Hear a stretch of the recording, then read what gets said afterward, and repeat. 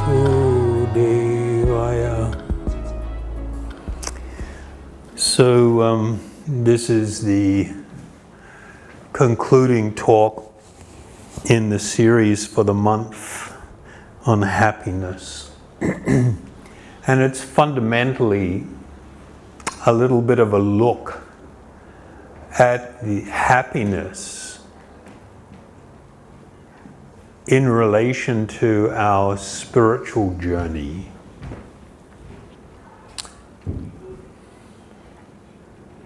We are meant to be happy. That is why we crave and desire happiness. It is our actual eternal spiritual condition to exist in a state of happiness. But having become lost and wandering about in search of some form of fulfillment, some safe place, we attempt in this journey known as life to find these things. And we're fundamentally not really successful. Sorry if that's disappointing, but it's just the truth of things, the reality of things. But we're not taught to be very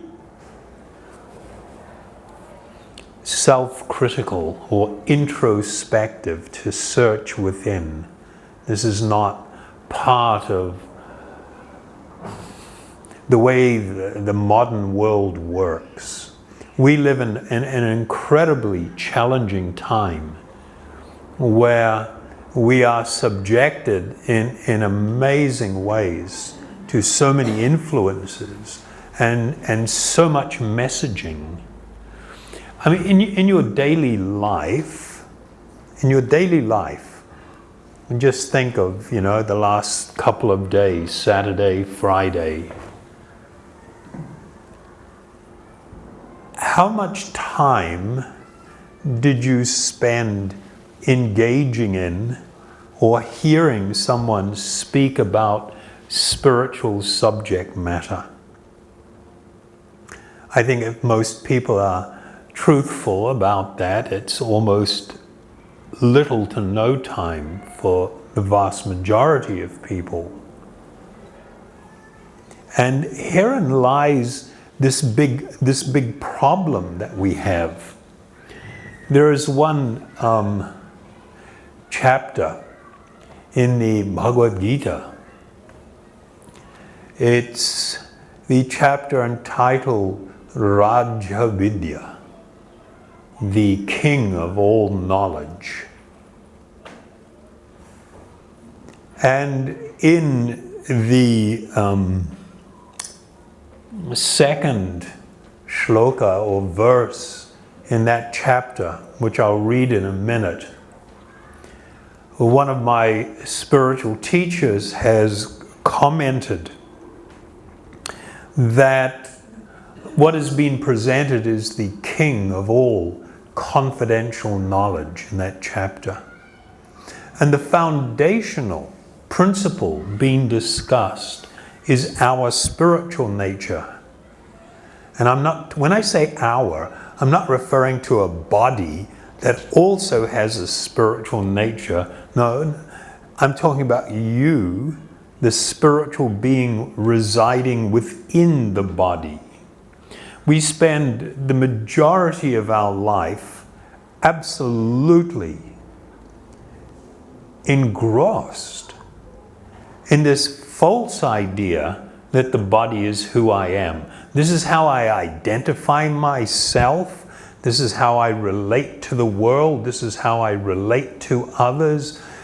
This is how I seek happiness.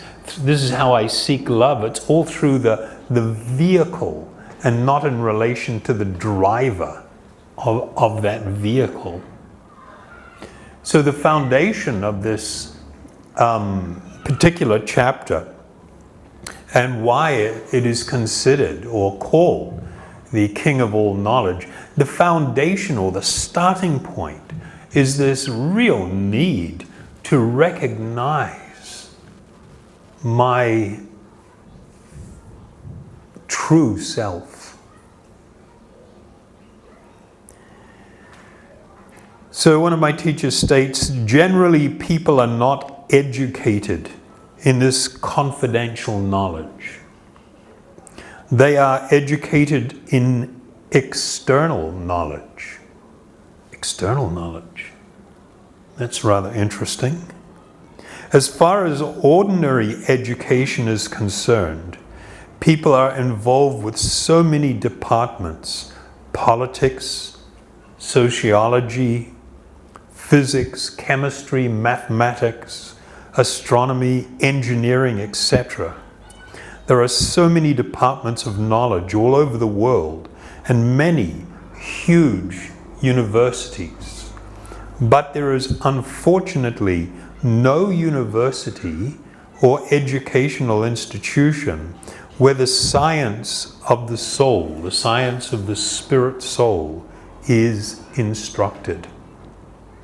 And yet the soul is the most important part of the body. Without the presence of the soul, the body has no value.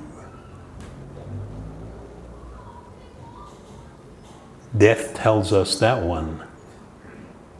Still, people are placing great stress on the bodily necessities of life, not caring for the vital soul within. This is the predicament and the world in which we live. I mean, I was just walking down the street a little earlier. I was here a bit earlier and doing some japa meditation, and I walked past a phone booth there, and it's plastered with these posters calling for a revolution.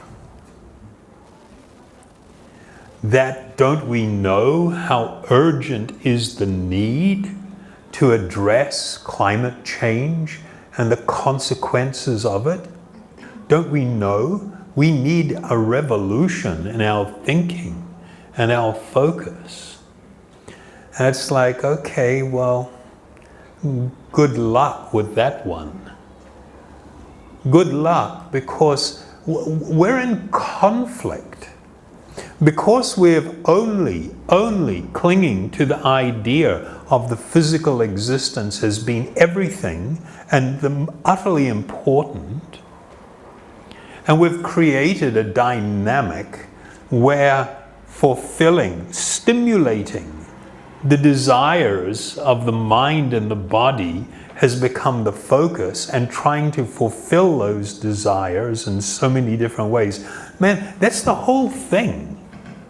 And if that is going to be your foundation, how can you live responsibly? How? You can't. Because every time you're going to go for the bait without realizing that there's a hook in there, every time we're going to do it. So we were caught in this unfortunate cycle that cannot produce anything but unhappiness. Yeah, you can get some temporary rushes and things can be okay for a while, but we're caught in this situation. The solution is two things. One is we really need a clear idea of who we are and what's really going to be important, what's of tremendous value, what's of the utmost importance.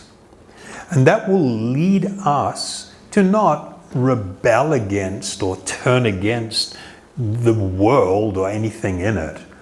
Quite to the contrary, actual spiritual knowledge will make it so that we live a balanced life without the injection of this underlying spiritual truth about who we really are.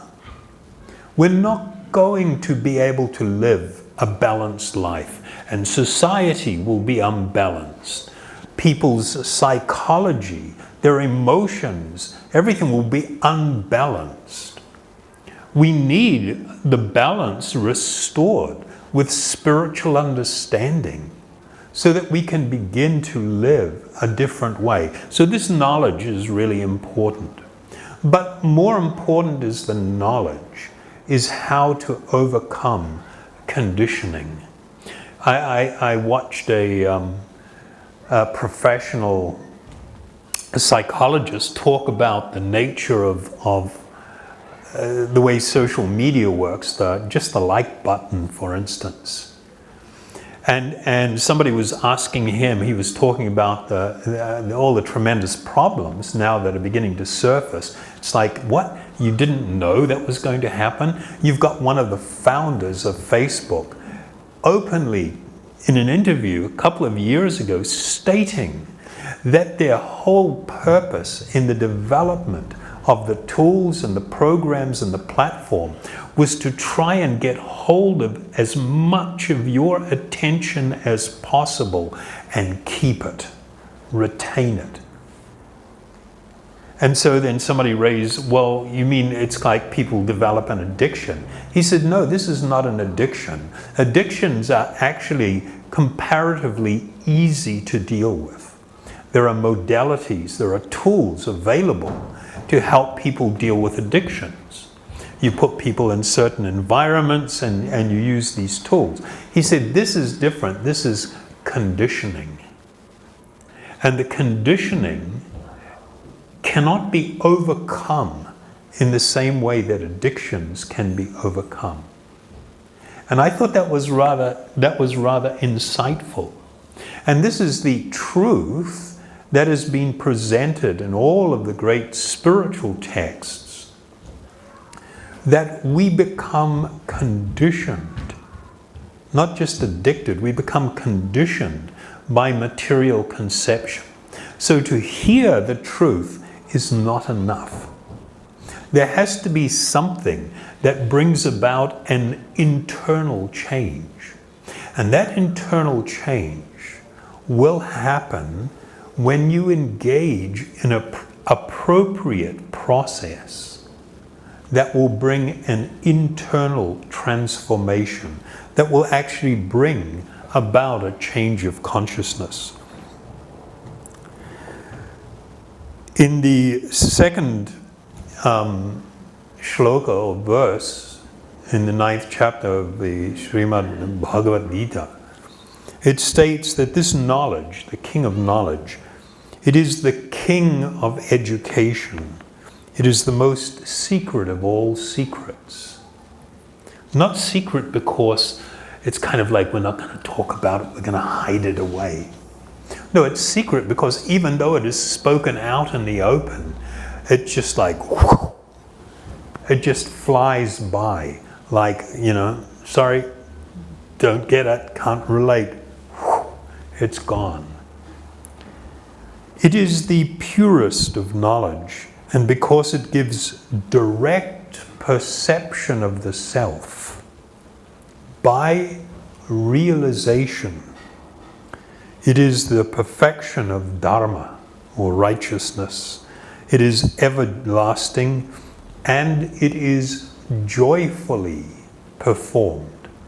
It's quite interesting, the Sanskrit for this is susukam. It's like extreme happiness. The process. There's a couple of sort of social programs I'm involved in. One of them is with a foundation that deals with people that are victims of physical violence and sexual violence within domestic environments or from childhood. and they've really become like so damaged. I mean, like so damaged, like shaking and just, and we do these, we go there and we teach them the meditation and mindfulness. And I go there with Tim, and it's just like, isn't it far out? The way, I mean, for them, their experience, because they're in such difficult and trying situations, their experience of what it is to hear this knowledge and these spiritual sounds and to embrace them is an incredible relief for them, just from what they've been going through for years. And it shows in their face, it shows in their demeanor. Same thing in the prisons. You go inside, hardened criminals. I mean, and the first time they'll come in, and they do, it's a voluntary program, meaning they can show up if they wish. We call it freedom from the inside. And when they first come and sit down, a lot of the guys are heavily tattooed, and everybody works out in jail, you know, and they sit there like this, and they got this, you know, this really heavy demeanor, and it's just like, you know, really challenging. But after like 2 or 3 visits, you see this incredible change where they come in and sit down and like little boys, you know, hands between the legs and just like, you know, really now really going to listen, and they're respectful because you're going out of your way voluntarily to try and help them. But the main thing is the joy that is experienced from the process. Our unfortunate state is this: any of you that are here or listening to this, you've felt somehow drawn, for whatever reason, there is an inclination to at least pay some attention. I don't know how many people have really attempted to adopt some of the meditative practices that we do, like the kirtan and stuff, and use some of the tools that we have available online. But it is when you begin on a daily basis to engage in the spiritual path process that big internal transformation will occur. We have many things to overcome, much conditioning to overcome. And so for most of us, it is going to be a gradual process. But it does not prevent us from experiencing the great joy that comes from in a focused way to take these transcendental or spiritual sounds within and to literally bathe. It's like you've gone and immersed yourself in the ocean or a river, to actually bathe in these transcendental sounds. There is no surer way for you to find happiness in life. And that happiness will be a reflection of the happiness that you begin to experience by regularly engaging in this process. Ivishwar mentioned, you know, the chant, dance and be happy. We're kind of a little bit stiff. It's okay to loosen up a bit if you want to stand up and sway or clap your hands. In fact, it's encouraged. You know, there's one ancient Vedic text, and it has this reference to just like black crows sitting in a tree. We don't have crows here, we've got magpies, right? In New Zealand, crows. Crows are really quite... Personally, I find them a little bit disgusting. They make this really beautiful sound. Yeah, sure. And they, just as they say, just as a person who claps their hand under the tree and all the crows fly off, says that the crows of bad karma, the fruit of bad karma, and the load of unhappiness that sits upon our shoulders like black crows, that when we dance and clap our hands during this meditation, this kirtan meditation, it actually causes those crows to fly, and we will feel, a weight lifted from us. But it does require that we actually become somewhat absorbed. We must undertake. If we're just here and our mind's all over the place and we're thinking about this and phone's going off and there's all kinds of things and I'm only half here, I only get half benefit. If I completely open myself and take this on board, then I can derive a much greater, a much fuller benefit. And it is joyful.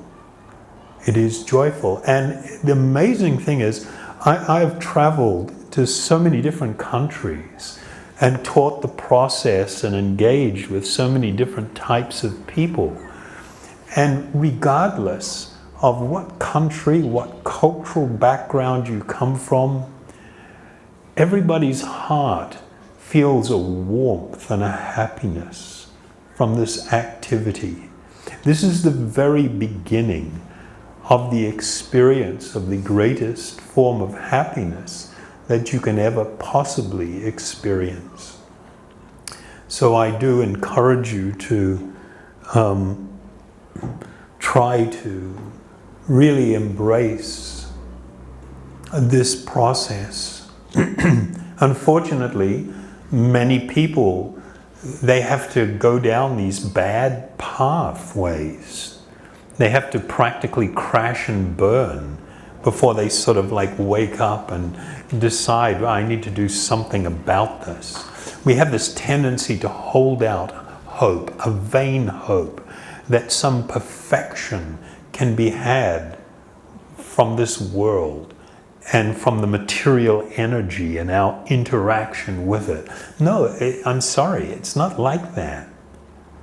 I don't mean to be pessimistic, but we do need to be realistic. You are a spiritual being, you need spiritual nutrition, spiritual sustenance, you need spiritual experience. You need to be able to live a more balanced life instead of total absorption in that which is doomed to end. The body will come to an end. Relationships will come to an end. Material experience will come to an end. And yet our total focus is on that which cannot last. And that's just not a very sound foundation for living a happy and a very balanced life. When we add the spiritual component to our life, when our relationships, our connections, our work, the things we do in life now have a spiritual underpinning, a spiritual foundation, everything changes. They all become wonderful. All of them become wonderful. Okay? So we will do that. We will chant